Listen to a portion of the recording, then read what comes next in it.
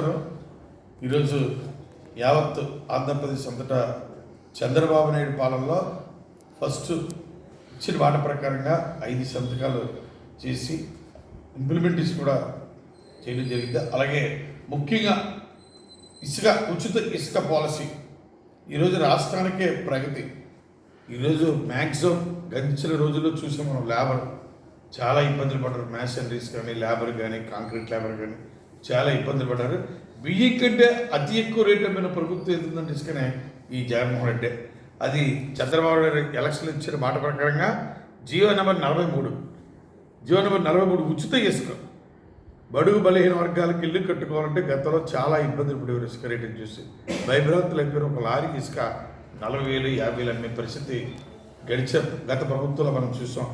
దాని దృష్ట్యా చంద్రబాబు నాయుడు గారు కంపల్సరీ ప్రతి ఒక్కరు కూడా ఫ్రీ ఇసుక, ఓన్లీ లోడింగ్ ఛార్జెస్ అక్కడ మిశ్రం తప్ప ఏ విధమైన ట్యాక్సెస్ లేవు, ఏ విధంగా ట్యాక్సెస్ కలెక్ట్ చేయకూడదు, ఏ గ్రామాల్లో కూడా దాదాగిరి చేయకూడదు. వైసీపీ ప్రభుత్వంలోగా ఆ లీడర్లు దాదాగిరి చేసేవారు. అలాంటి దాదాగిరి కూడా చెక్ పెట్టి ఈరోజు ఉచిత పాలసీ తీసుకున్నందుకు యావత్ ఆంధ్రప్రదేశ్ అంతటా హర్షధ్వానంతో ప్రతి ఒక్క లేబర్ కూడా మోర్ హ్యాపీగా ఉన్నారు. మన ఫ్రెండ్స్ ఎలాగైతున్నారో నిన్న తీసుకున్న ఇసుక పాలసీ 50,000 కోట్లు పైగా ఈ స్కామ్ జరిగాయి. ఓన్లీ ఇసుకలడే.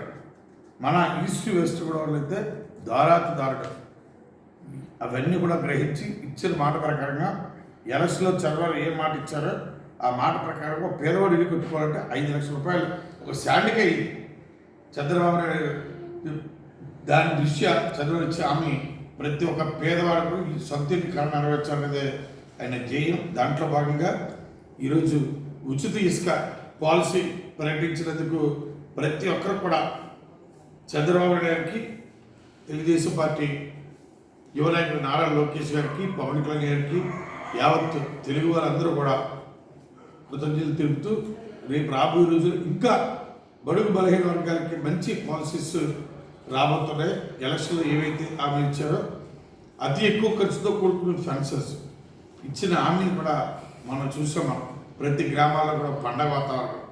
అలాగే ఈరోజు నుంచి ఇసుక పాలసీ లేబర్ అందరూ కూడా వాళ్ళ ఒక ఆనందంతో ఈరోజు చాలా ఆనందంతో ప్రతి లేబర్ కూడా హ్యాపీగా ఉన్నారు. రేపు రాబోయే రోజుల్లో పేదవాడు ఇల్లు కట్టుకోవడానికి ఏ విధంగా ఆటంకం లేకుండా ఈ సిమెంట్పై కూడా ప్రక్షాళన జరుగుతుంది. సిమెంట్ రేటు కూడా మళ్ళీ తగ్గించే పరిస్థితి కూడా ప్రక్షాళన చేస్తారు.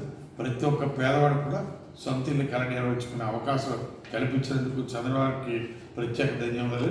అలాగే పవన్ కళ్యాణ్ గారికి, నారా లోకేష్ గారికి కూడా ప్రత్యేక ధన్యవాదాలు. ఆ రోజు చూసాం పవన్ కళ్యాణ్ గారికి కూడా విశాఖపట్నంలో ఈ కూలీలతో, భవన నిర్మాణ కూలీలతో 50,000 మందితో మీటింగ్ పెట్టి ఆ తర్వాత చంద్రబాబు, పవన్ కళ్యాణ్ గారు, లోకేష్ గారు కూడా ఇచ్చిన మాట ప్రకారం ఈరోజు ఉచిత ఇసుక పాలసీ ఇంప్లిమెంట్ చేసినందుకు ప్రత్యేక ధన్యవాదాలు తెలుపుతూ సెలవు.